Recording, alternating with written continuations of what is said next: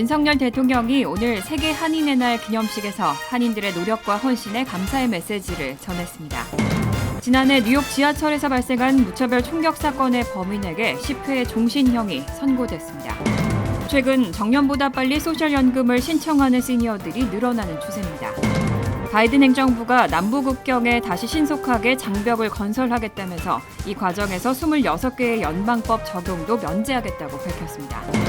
최근 한 조사에서 북한이 한국을 침공할 경우 미국이 병력을 파견해야 한다고 생각하는 미국인의 수가 대폭 줄어들었습니다. 이상은 이 시각 주요 뉴스입니다. 시청자 여러분 안녕하십니까? KBN 뉴스입니다. 재외 동포들의 헌신과 노력을 기리는 세계 한인의 날입니다.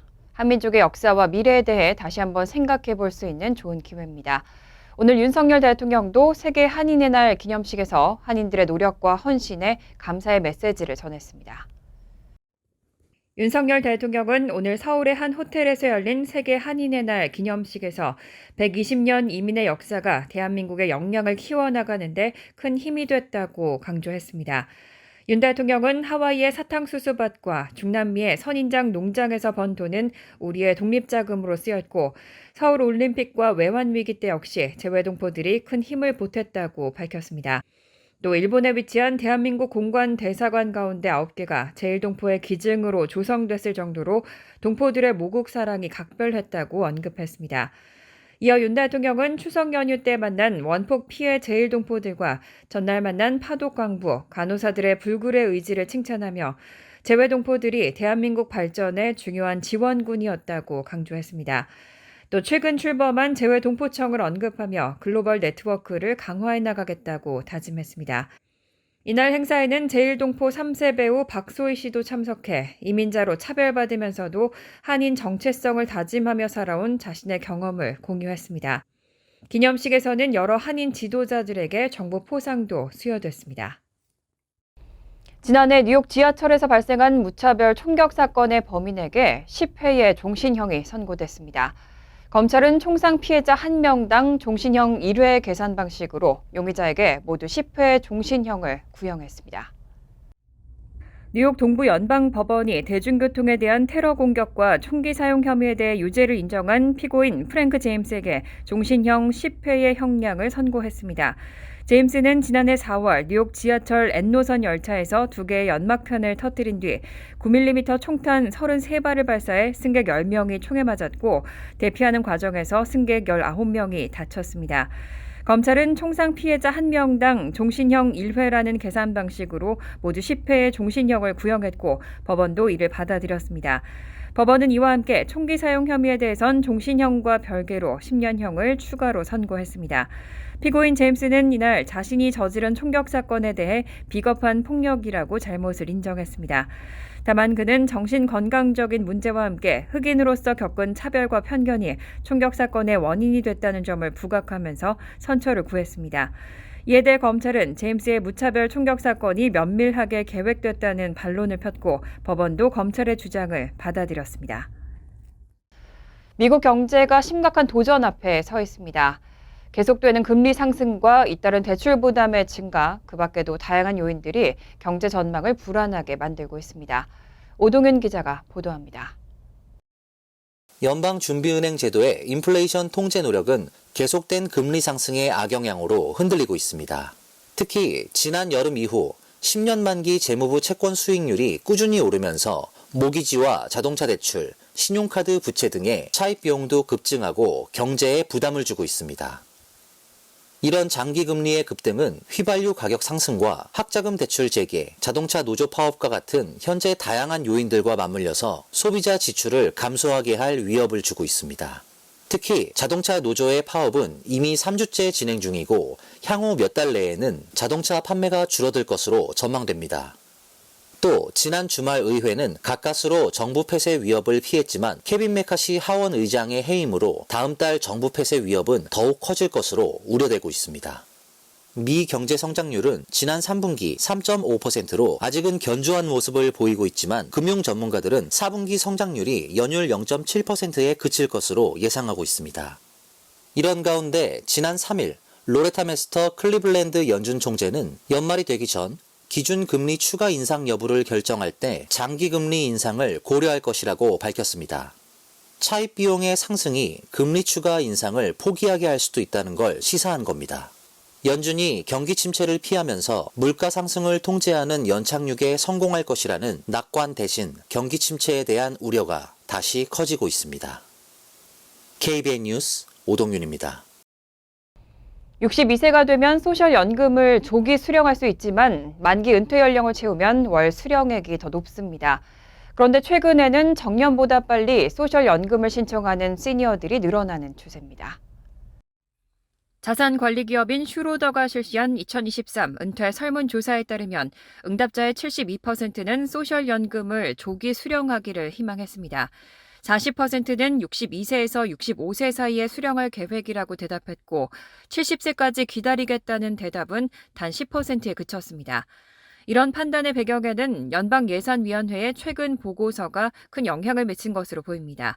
보고서에서 2033년부터는 은퇴연금 수령액이 평균 23% 줄어들 것이라고 예측됐기 때문입니다.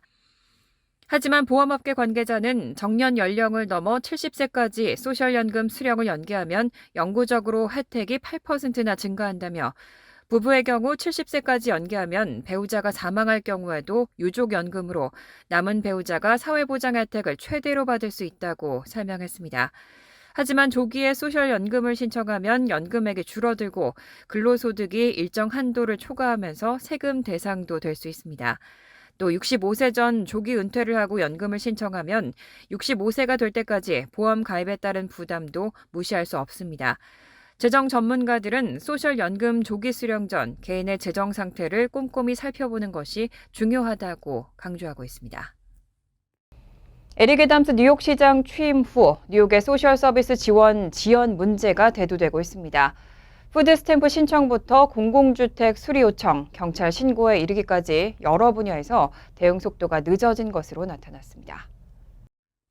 뉴욕타임즈는 지난 9월 발표된 시정 보고서를 분석한 결과 에릭 애담스 시장이 취임한 이후 소셜 서비스 지원의 지연이 심각해진 것으로 나타났다고 보도했습니다. 시정 보고서에서는 소셜 서비스를 평가하는 중요 지표 65개 가운데 절반 가까이가 지연됐습니다. 이 가운데 특히 월간 푸드 스탬프 처리 비율은 40%에 그쳤습니다.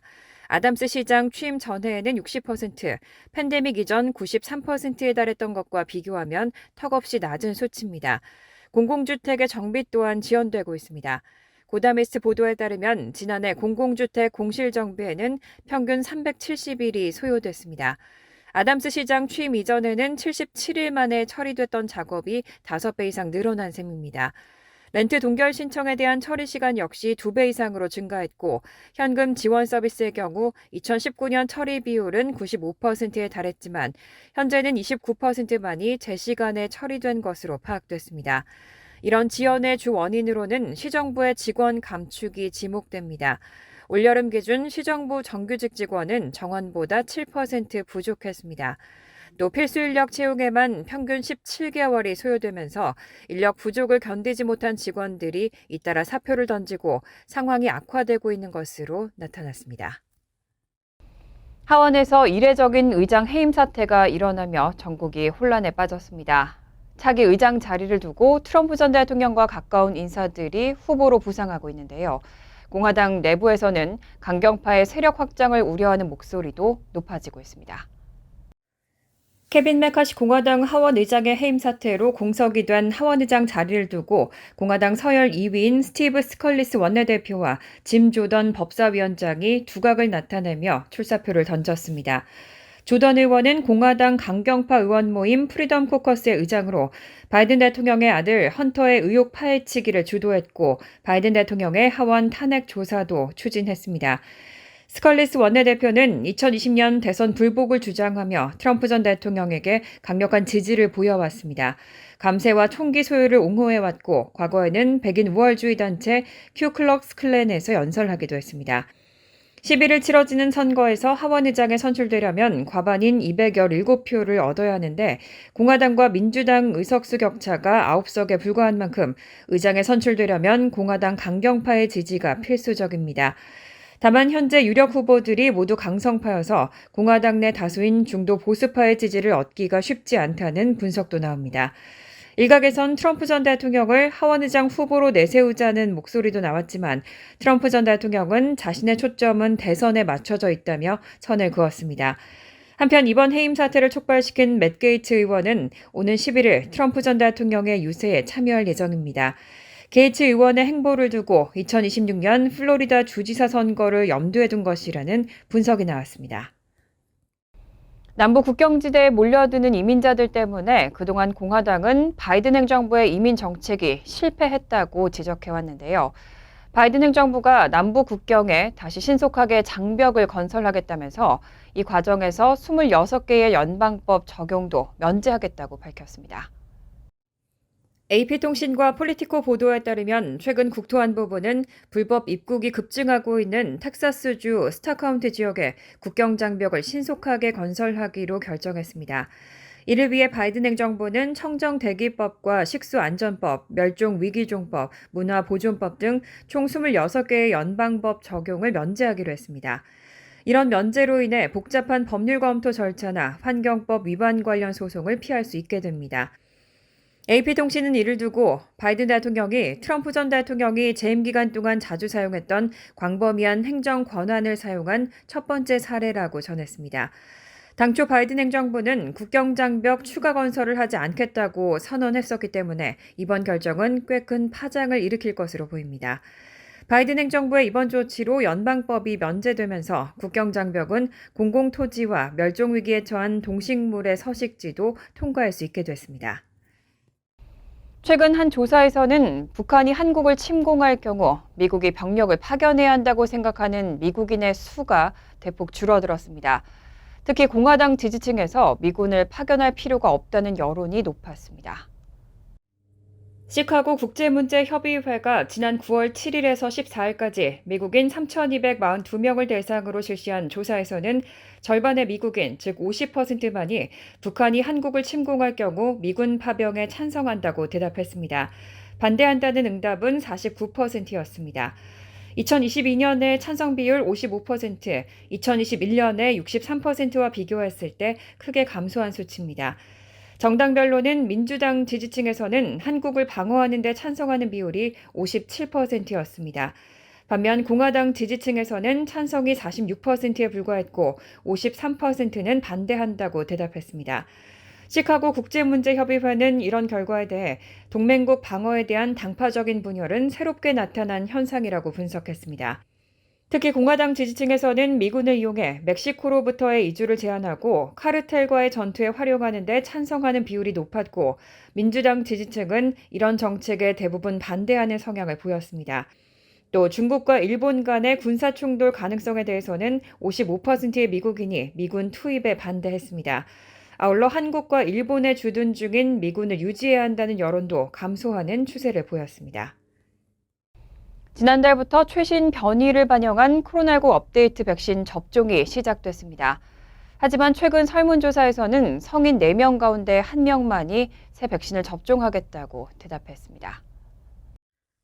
비영리 보건정책단체 카이저 가족재단의 최근 설문조사에 따르면 미국 성인 가운데 25%만이 최신 변이에 대응하는 백신을 접종할 계획이 있다고 대답했습니다. 같은 비율인 25%는 접종할 가능성이 있다고 대답했는데 접종할 계획이 없다는 응답이 33%로 가장 높았습니다. 19%는 접종하지 않을 것이라고 대답했습니다. 종합해보면 새로운 백신을 맞을 계획이 없다고 응답한 사람이 있다고 대답한 사람보다 2% 정도 더 많은 셈입니다. 게다가 자녀를 가진 부모들 중에서도 60%는 새로운 백신 접종에 부정적인 반응을 보였습니다. 오직 40%만이 자녀를 위해 백신을 접종할 의향이 있다고 답했습니다. 하지만 65세 이상의 노인 그룹에서는 백신 접종에 긍정적인 대답이 많았습니다. 또 이전에 코로나19 백신을 접종한 성인 가운데 약 60%도 새 백신을 접종하겠다는 의향을 보였습니다. CDC의 데이터를 보면 지난해 가을 승인된 코로나19 2가 백신을 접종한 미국인의 비율은 약 17%에 불과했습니다. 간추린 소식입니다. 상무부 발표에 따르면 8월 미 무역 수지 적자는 583억 달러로 전월 대비 9.9% 감소했습니다. 지난 2020년 9월 이후 2년 11개월 만에 가장 낮은 수준입니다. 수출이 2,560억 달러로 전월 대비 41억 달러 증가한 반면 수입은 3,143억 달러로 전월 대비 23억 달러 줄어 적자폭을 줄이는 데 기여했습니다. 상품 수출이 전월 대비 31억 달러 늘었고 그중에서도 원유 수출이 15억 달러 늘어 수출 증가의 주요 요인이었습니다. 미국의 무역 적자는 지난해 3월 1,025억 달러 적자를 정점으로 전반적으로 감소 추세를 보이고 있습니다. 로이터 통신에 따르면 모더나는 어제 코로나19와 인플루엔자를 모두 겨냥한 복합 백신 메신저 리보액산 1083이 이들에 대한 개별 주사에 비해 강력한 면역 반응을 일으켰다고 밝혔습니다.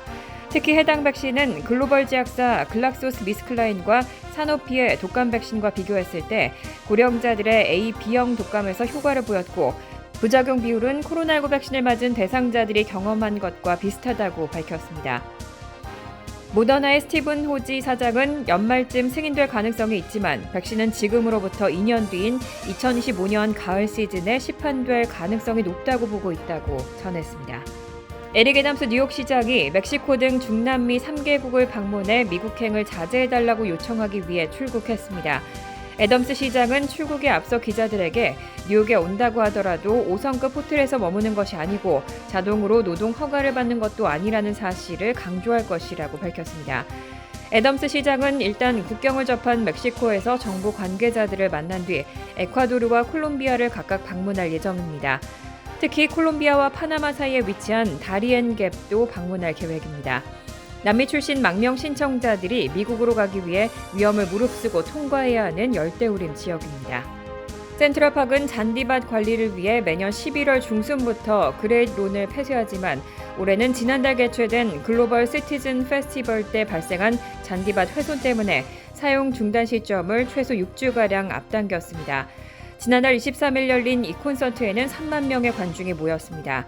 매년 모이는 관중의 절반 수준이었지만 때마침 내린 폭우 탓에 4만 8천 제곱미터 면적의 잔디밭의 3분의 1이 완전히 훼손된 것으로 알려졌습니다. 세계적인 락밴드 레드핫칠리페퍼스가 헤드라이너로 등장한 이날 공연에는 방탄소년단 정국도 무대에 올랐습니다. 그레이트 론은 과거에도 대규모 행사 탓에 잔디가 훼손된 적이 다소 있었습니다. 1995년에는 요한 바오로 2세 전 교황의 미사에 12만 명이 참석한 뒤 잔디 훼손으로 2년간 그레이트 론이 폐쇄되기도 했습니다. 환율과 증권 소식입니다.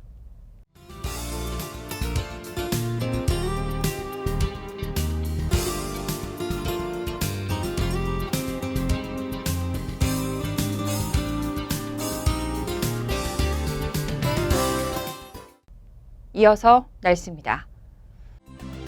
금요일은 흐린 가운데 때때로 소나기 내릴 가능성이 있습니다. 낮 최고 기온은 70도, 섭씨 21도, 밤 최저 기온은 65도, 섭씨 18도로 예상됩니다. 토요일은 비가 내리겠습니다. 일요일은 화창하겠습니다. 이상으로 KBN 뉴스를 마칩니다. KBN과 함께 즐거운 저녁 되시기 바랍니다.